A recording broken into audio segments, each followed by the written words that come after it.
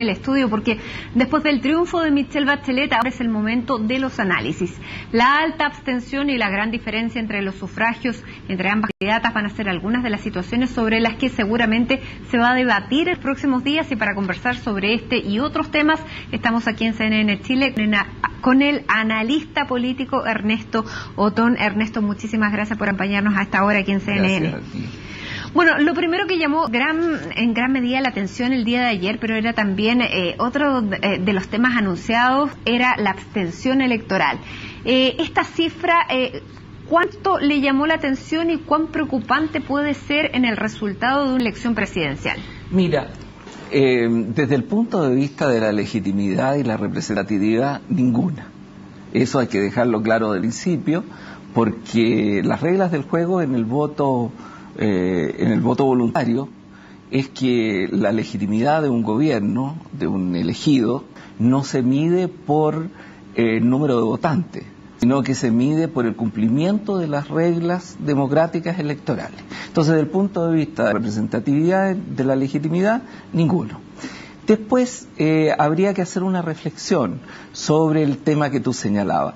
Y esa reflexión es que en los sistemas de voto voluntario, son sistemas que son mucho más sensibles a la situación política. Es decir, cuando una elección se presenta muy disputada, suele votar más gente. Como fue Lagos Lavín. Como fue Lagos Lavín. O si hubiera sido con voto voluntario, Lagos Lavín hubiera votado mucha gente. Cuando la situación más o menos se conoce, se sabe, la gente está convencida, tiene la percepción de que hay una gran diferencia, tiene la primera vuelta que lo indica así, se produce una cierta pereza cívica. ¿Ah? Entonces, este universo que no votó es un universo muy distinto. Es un universo muy diferente, con una composición... ¿Pero se puede repartir más o menos en el mismo porcentaje del resultado de la elección, o eso es hacer absolutamente ficción? Ficción. Mira, por lo siguiente, porque aquí hay gente que seguramente simpatizaba con Bachelet, pero que dijo: Bachelet está segura, ¿por qué voy a ir a votar? Hay gente que simpatizaba con Matei, que dijo: Matei está perdida, ¿por qué voy a ir a votar? Después debe haber habido gente que tiene una densidad ciudadana muy baja, muy leve. ¿A qué se llama densidad ciudadana? Densidad ciudadana es a la preocupación que tienes tú por la cosa pública. El individualismo del que hablaba Carlos Peña hoy día. Claro, a ver, ¿cómo ves tú, yo diría de una manera un poco distinta, cuando tú ves que tu vida personal está ligada a las resoluciones públicas? Eso puede haber gente con más sensibilidad para eso y con menos sensibilidad para eso. Ahora, también hay yo no creo que haya gran cantidad de gente que por razones metafísicas no va a votar. ¿Ah? Después tiene que haber un grupo antisistema, pero que es mucho menor, que se quedó tomando cerveza porque le carga todo esto, que no le gustan las elecciones. Pero es cómodo gobernar cuando hay un 58% del padrón electoral, bueno, que tampoco sabemos cuál es efectivamente ese, pero que no fue a votar. No, es muy cómodo, porque yo te voy a decir una cosa. Aquí el descalabro electoral es de la derecha. En la votación que obtuvo Michelle Bachelet es muy cercana a la votación de Piñera en las elecciones pasadas, y es muy cercana a su propia votación en la elección anterior, y es cercana incluso a la votación de Lagos. La de Lagos era un poco más alta porque era una lucha muy reñida, pero no son cifras muy distintas, son muy similares. Y con este 62% comienza otro ciclo político en nuestro país. Otro ciclo político. Así que, primera cosa, por la presidenta votó el número casi habitual de chilenos. Lo que pasa es que la oposición, la nueva oposición, la oposición que se va a estrenar en marzo, esa se descalabró completamente. ¿Y cuán difícil es gobernar teniendo una oposición en esa situación? Bueno, yo creo que la derecha tiene que repensarse a sí misma. Tiene que repensarse. ¿Por qué su discurso no comprende esta sociedad que está cambiando, esta sociedad que varía, esta sociedad que tiene otras exigencias? ¿Por qué esa distancia de la gente? Entonces yo creo que es bueno para la democracia que esa derecha se reformule, se repiense y se convierta en un sector conservador pero más moderno. Cristian Monkever hablaba de que los resultados y en buen chileno habían sido como eso fue lo que él dijo literalmente.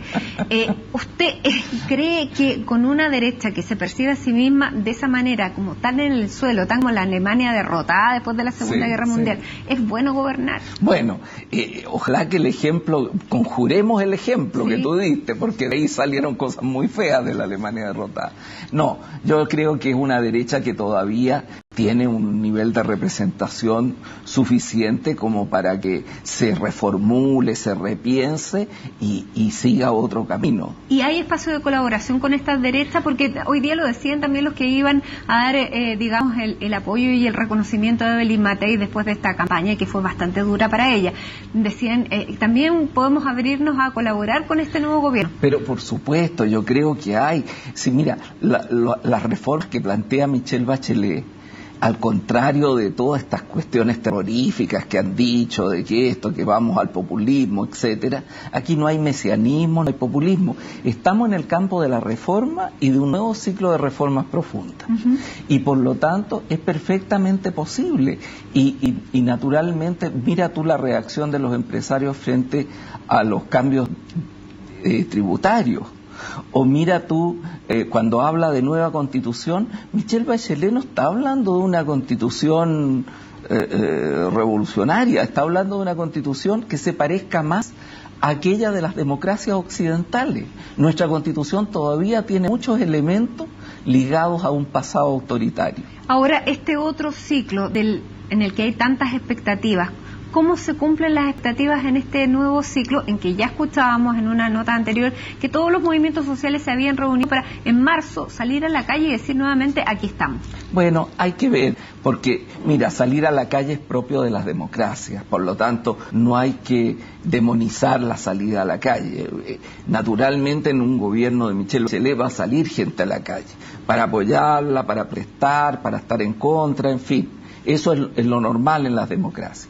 Ahora, yo creo que en el movimiento social, el gobierno de Michelle Bachelet, yo me imagino que va a tener más capacidad para tender puentes entre sistema político y movimiento social. Van a haber rostros diferentes a lo que acabamos de ver, que veíamos a la ministra Cecilia Pérez, que no sé, algo se le pegó de las piñericosas porque dijo que los diputados no debían tener la cabeza en las nubes, dijo las nubes en la cabeza, lo dijo al revés, pero en fin, eso es una anécdota. Lo que quería decir es que hay más capacidad, es mostrar un rostro distinto de diálogo con el movimiento social, de tal manera que se recojan muchas de esas iniciativas. Yo tengo confianza que eso se va a hacer. Ahora, que esté incorporado, muchos dicen, el Partido Comunista, eso también puede ser un efecto de contención para los movimientos sociales que pueden tener más penetración con ese grupo. Claro, yo no lo llamaría de contención, sino de reforzamiento de los puentes. Porque contención aparece algo defensivo. El gobierno no se tiene que defender del movimiento social, tiene que tener una relación de ida y vuelta con respecto a las propuestas. Ernesto, se nos acaba el tiempo, pero básicamente para todos los cambios que se pretenden hacer, todas las expectativas que hay, hoy día se habla del nuevo gabinete. ¿Qué características debiera tener el nuevo gabinete? Usted tiene una cierta cercanía con Michelle Bachelet, ¿ella tendrá ya los nombres en la cabeza? Si los tiene, yo no lo sé. Pero probablemente tiene. Probablemente ya ha ido pensando durante todo este proceso, cuando está pensando en las ideas, en las propuestas, está pensando, mirando y viendo gente, y viendo nombres, y viendo capacidades, y viendo talento. Yo tengo la seguridad que ella hoy día tiene, por decirlo así, mucho más carrete político de su primer gobierno, tiene la experiencia tremenda de Naciones Unidas y del mundo, y ella ha hecho una campaña impecable, una campaña que en algunos momentos fue dura contra ella, y que sin embargo mantuvo la calma, realizó lo que tenía que realizar, habló con la gente. Yo creo que ella está en condiciones de generar un muy buen gabinete. Y con un diálogo entre el comando que está, o el comando ahora nuevo equipo de gobierno, con los partidos políticos, que esa fue como la gran crítica que se le hizo al inicio de su gobierno, en que hizo esta dicotomía de caras nuevas que tenían poco que ver con los partidos. Bueno, qué bueno eso, porque fíjate que yo creo que en el éxito de la campaña también jugaron un papel en la forma como se estructuró el comando.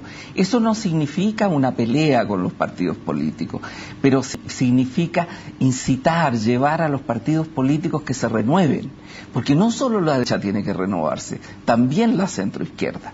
La centroizquierda tiene que aprovechar este enorme subsidio que le entrega Michelle Bachelet, con su popularidad, su empatía, para revisarse también a sí mismo y para jugar un papel muy responsable. ¿Va a ser más disciplinario usted? Yo espero que haya, yo no usaría la palabra disciplina, yo usaría la palabra apoyo, entusiasmo en torno a un programa que los refleja.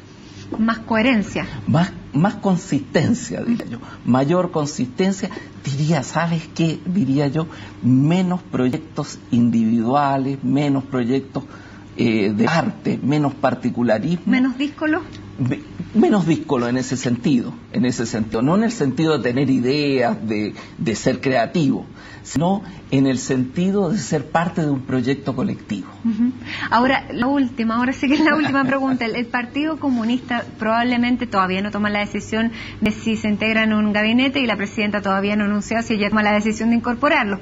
Pero ¿qué le parece a usted que efectivamente, después de todos los años que han pasado, sean parte de un gobierno? Mira, el problema, y esto te lo digo más por viejo, porque, claro, ustedes conocen un partido comunista de los últimos 20, 30 años, que estuvo en posiciones muy duras durante este periodo, pero yo conozco muy de cerca, porque fui parte del viejo Partido Comunista. ¿Y te parece poco? Del Partido Comunista. Y ahora empieza a ver, y ese Partido Comunista desde el Partido Obrero Socialista tiene una historia de responsabilidad, de reforma, de luchas por las garantías de los sectores obreros, trabajadores, etcétera, tremendamente disciplinada, tremendamente cumplidora. Entonces yo creo que este partido cada vez más se parece a su historia. Eso es una buena noticia para la democracia chilena. Ernesto Otón, muchísimas gracias por acompañarnos esta tarde aquí en CNN Chile. Nos habría gustado tener todavía más tiempo. Gracias a ti.